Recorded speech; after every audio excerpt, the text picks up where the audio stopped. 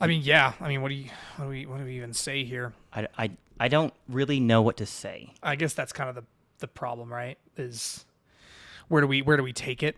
So, as you all know, there's been a ban list sent out. Um, some of you have experienced bans throughout your other formats, actually. In your other formats, there's modern, pioneer, and standard. Some of you are used to it, and some of you guys, this is your first instance where you really took a hit on some of the cards that you paid a decent amount of money for. You either had one, and it's tough. It's tough. We've all been hit with it in general. Definitely one reason why the format is so good is because we can proxy those. Me personally, and I think Nate does the same thing. We'll buy the initial one if we have the money, and then we'll proxy the rest for our other 2-3 decks that we have set up. Always. So Yep. instead of losing $200, we're losing $50 here. Nothing too crazy. Nate, you want to go over what was banned? Yeah. So it was just announced at the time of recording this. It was just announced today that Dockside Extortionist, Jeweled Lotus, Mana Crypt, and Nadu Winged Wisdom were all banned in Commander. Now, Nadu, as much as I, as a CEDH player, could be a little bit miserable playing against it, Yeah. it was a very strong and interesting deck in its own right. And I understood the play patterns of it, especially for casual players. Like I could see why It hurts. it sucks for them, right? 100%. So as far as a casual format goes, I do understand that ban. With Dockside and Jeweled Lotus and Mana Crypt, these are kind of seen as staples of the format. You know what I mean? Like mainstays. Well, we talked about two of these just last week on Thursday. We talked about Jeweled Lotus and we talked about Mana Crypt. And Crypt. And I think Crypt was 100% of the decks during the Invitational. And I don't remember Jeweled Lotus, but we'll put it on the screen. I know it was significantly less, probably, I'm going to say less than 30%, 40, 30%. Something like that. Sure. It wasn't like a crazy amount. And I guess we just wanted to kind of put our takes out there. I'm sure there's a ton, right? I've already seen a ton, and it was like an hour to what? Maybe I don't know. I don't remember exactly when it was released. Lots of freakouts for sure.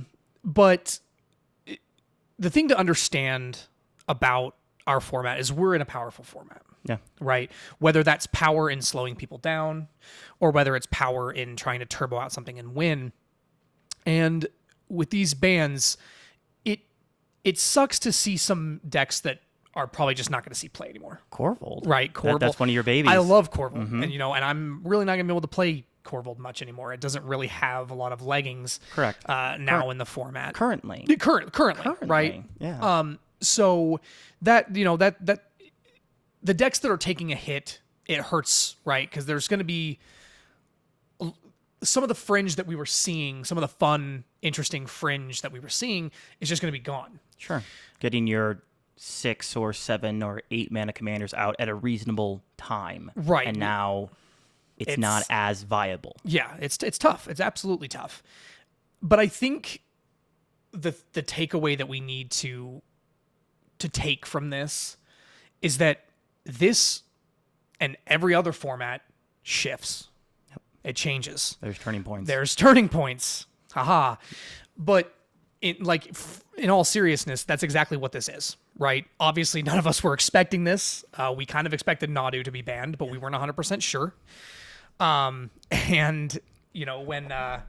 when Dockside and Jeweled Lotus and Mana Crypt said they were banned, obviously that shocked the community. Like we were not expecting that for sure. But to think that the format is dead, or that 2 decks are going to run down everything and then no one's going to play anything else, or to think that nothing new will happen within CEDH inherently, I just think it's wrong. I think we will adjust. I think things will shift. Maybe they'll shift more stacksy. Maybe something else will come out of the woodwork that wasn't seeing play because it fed things like Dockside, right? More enchantments in general, a lot more enchantment play, which is I'm really excited because we really haven't explored that avenue of playing in really good enchantments and not really being over punished for it.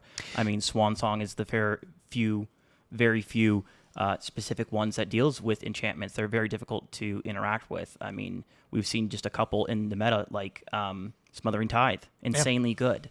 And with some new commanders coming out here pretty soon, kind of interested. But realistically, like Nate was saying, just like the Wolf of Wall Street, okay? The show goes on. Absolutely. They're going to have to drag me out of here, okay? I'm going nowhere. We're going nowhere. And that's exactly what we want to iterate to you guys of gloom and doom. And hey, you took a sizable stack against you on the wall. Okay. So when the bans hit and when you heard, where did your mind go? What were you thinking about what you were going to play? Where did you think you were going to shift as far as your meta choices? Sure. So about the only thing that it really affects me personally that I've been working on is Malcolm. It hurts it, but also helps it a little bit. Once again, you got Carpet of Flowers. Some people are like, oh, well, not many people play blue. But maybe more people play more blue. As far as the meta in EDH regular, it's the second most played in all of EDH blue. Blue. Okay, cool. Green has gotten a lot better, and it's needed to. And we're going to be talking about that later this week, actually, about green and white. Yep. And maybe you might see with these changes, green's going to be a little bit better, and it's needed it. Because Grixis piles have been just too strong. And I think that the green and white stacks are always going to be incredibly strong. And I think it's definitely an answer to some of the meta problems that we may incur. It's just about seeing what comes out from this and seeing really how to adapt. Because you can have, just like with stacks, you can have the wrong piece at the wrong time. And until you really see where everything else shifts and what are the top 10, then you can adjust for stacks. Then you can adjust for control. Then you can adjust for mid-range. Turbo's just going to turbo.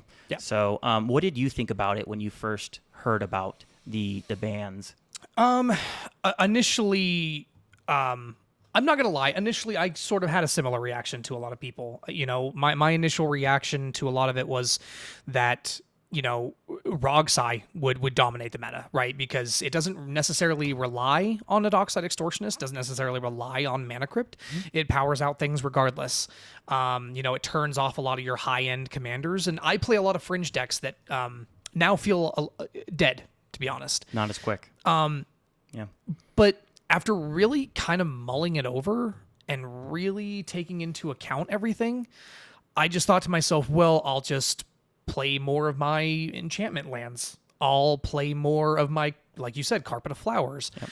I will play like more stacks effects. If the meta shifts the way that people think it's going to shift and it's all going to be turbo, well, then I will shift accordingly and I will try to slow those things down. I will run my Vexing Baubles and my Mangle Horns and things along those lines.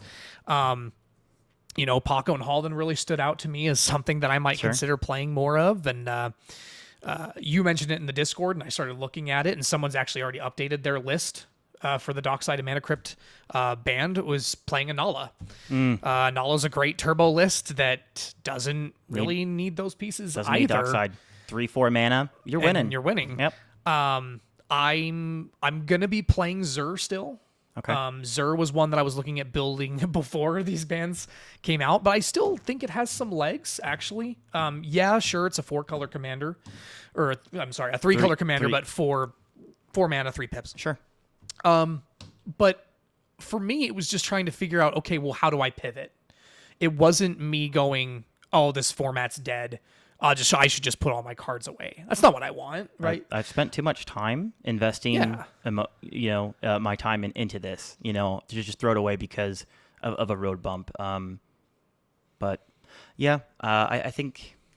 You think that's about it? Yeah, okay. I think that's all we really need to talk about. I really hope that at the end of this, we can look more at brewing different fringe. We can look at brewing fun new strategies. I'm excited. Right. I see this more as let's concoct a new meta. Let's change things around. Let's find another card that people are like, oh my God, it's Dockside 2.0 or something. You know what I mean? Let's do that rather than say that the format's dead. That's what I want to come of this. I think we can get there. I think it's been a little bit stagnant for too long, and we've asked for this from the Rules Committee, and they've delivered. Maybe not what we've wanted, but they delivered. So I support them changing things up, and I'm excited to see what happens. We are the Turning Point Meta, and we'll see you later. Bye. Thanks, guys. Cool.